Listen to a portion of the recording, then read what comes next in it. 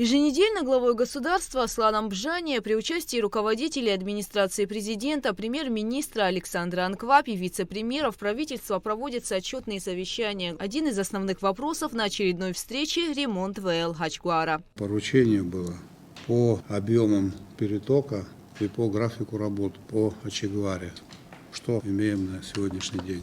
Вице-премьер-министр экономики Кристина Озган доложила, что на сегодняшний момент ограничений в электропотреблении нет. Переток осуществляется в объеме 280 миллионов киловатт-часов. Данное количество электроэнергии согласовано с российской стороной до конца года. Однако, по словам Озган, для полноценного покрытия требуется 340 миллионов киловатт-часов. 283 – это не весь объем, который нужен до конца года. 8,6 потребления, около 2 из Ингургэс, остальное с Российской Федерации. Чтобы понять, сможет ли Ингургэс обеспечить население недостающим количеством электроэнергии, специалисты посетили гидроэлектростанцию. Руководство страны предпринимает все возможные меры, чтобы не прибегать к верным отключениям. Вот готовится график для того, чтобы понять, будут отключения или нет. Для этого они выезжали на Ингургэс, чтобы понять, может ли Ингургэс увеличить объем в декабре хотя бы незначительно, чтобы уйти от графика. Относительно реконструкции ВЛ Ачгвара вице-премьер доложила, что сотрудники Черноморэнерго приступили к ремонтным работам совместно с российскими специалистами. Работы на ВЛ Ачгвара должны завершиться к 25 декабря. Следующим вопросом обсудили оптимизацию штатов государственных организаций. Подготовили, утвердили в правительстве, большую часть, свыше 90% реализовано.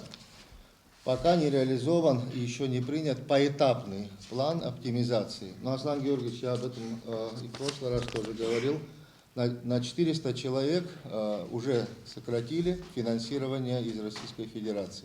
На 400 тогда, в 2021 году.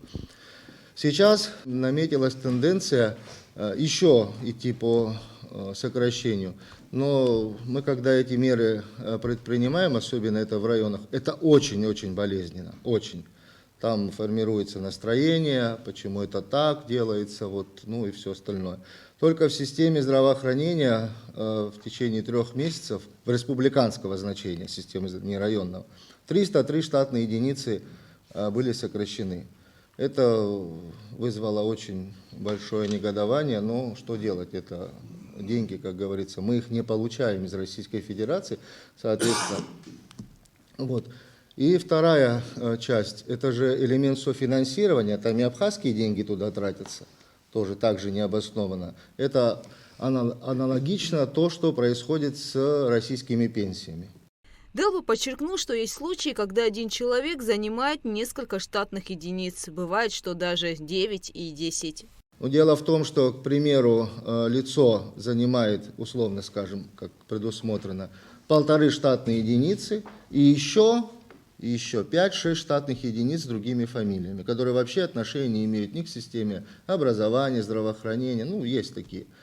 И когда итого делишь среднее, получается, что человек получает 6-8 тысяч рублей. А на самом деле это одно лицо, фактически одно лицо получает, но за счет других родственников, близких, ну и многое другое. Вот что там происходит. Мы просим, слушайте, если вы хотите получать эти 30, 40, 50 тысяч рублей, да получайте их, оформитесь на одно лицо. И тогда как раз будет достигаться это, даже еще с опережением будет уровень идти. И поэтому у нас такое огромное количество бюджетников.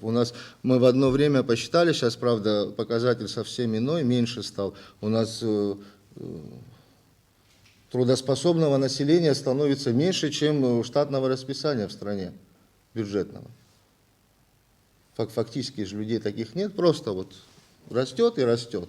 Делба подчеркнул, что это также может происходить из-за отсутствия кадров, к примеру, в школах. Допустим, совмещение, если он административную хозяйственную единицу заменяет, зауч, к примеру, или директор, это понятно, да? Но когда он педагог 1, 2, 3, 5, ну, тогда да. И таких случаев много, да? Больше 2000. Об этом надо говорить, что мы имеем такую проблему. Я сам лично... Эта проблема сопряжена с другой проблемой. Вообще, какое количество школ? Конечно, разумеется, да. Где должны быть эти школы?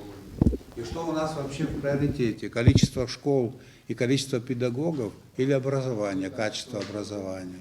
Это вещи, которые придется обсуждать и доводить до нашего населения, где правильная позиция, где ошибочная.